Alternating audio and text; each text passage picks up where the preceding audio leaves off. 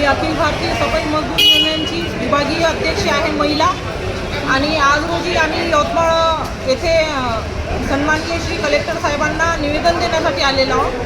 सध्या महाराष्ट्रभर आपले जनगणना चालू आहे, SIR ची मोहीम चालू आहे आणि त्या मोहिमेमध्ये BLO आणि BLO 2 असे 2 लोक दिलेले आहेत। BLO जे आहे ते नगरपालिकाचे कर्मचारी आणि तहसीलचे कर्मचारी, कलेक्टर साहेबांच्या विभागाचे कर्मचारी, कलेक्टर ऑफिसचे कर्मचारी असे विविध कर्मचारी आहेत। आणि BLO 2 मध्ये राजकीय पक्षाचे काही सदस्य आहेत, काही इतरत्र जे म्हणजे टाईम देऊ शकतात असे कर्मचारी आहेत। त्यामध्ये जबरदस्तीने आमच्या ज्या सफाई कर्मचारी महिला आहेत, महिलांना अशिक्षित वर्ग आहे आणि महिला सकाळी 6 वाजतापासून उठून 12 वाजेपर्यंत संपूर्ण यवतमाळ शहरामध्ये, संपूर्ण महाराष्ट्रामध्ये साफसफाईची कामे करतात। ती कामे झाल्यानंतर त्यांना घरी जायला टाईम नसतो।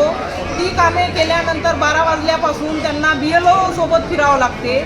त्यातल्या त्यात आमचा अशिक्षित वर्ग आहे, ज्यांना SIR बद्दल कोणतीही नॉलेज नाही आहे, कोणतीही माहिती नाही आहे, त्यांच्याकडून फॉर्म भरून घेतल्या जाते आणि त्यांच्याकडून डबल काम करून घेतल्या जाते। सकाळी त्यांचं स्वतःचं काम आणि दुपारी SIRचं काम। त्या कामानिमित्त त्यांना दिवसभर फिरावं लागते, मग सकाळी डबल त्यांना त्यांच्या कामावर यावं लागते।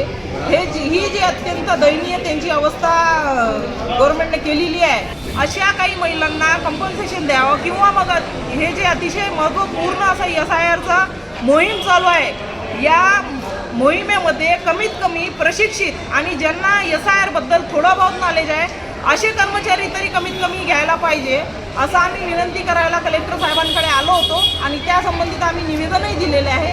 तर त्याच्यावर कलेक्टर साहेबांना एकच विनंती करते की आमची पण कंडिशन समजून घ्या। रात्री 9 वाजता महिला घरी चाललेल्या आहे, त्या महिलांना तिथे काही झालं तर त्याची जबाबदारी कोण घेणार? त्या महिलांसोबत काही उचनीच झाली तर त्याची जबाबदार कोण राहणार?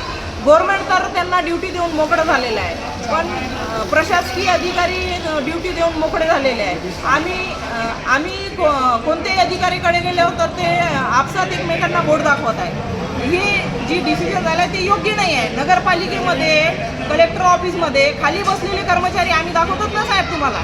त्यातल्या त्यात आमच्या महिलांना कोणासोबतही गाडीवर बसून चालल्या त्याचे जबाबदार कोण? त्यानंतर त्यांना घरून आणि जिथे SIRसाठी त्यांना नेमलेलं आहे तिथे जायला त्यांना रोजचा 300 ते 400 रुपये खर्च येऊन राहिला। ते कोणी द्यायचा? ते कोणी देणार? मग आमची जी सॅलरी आहे ते कुठपर्यंत पुरणार? आम्ही आमचेच पैसे लावायचे आणि आम्हीच जायचं का?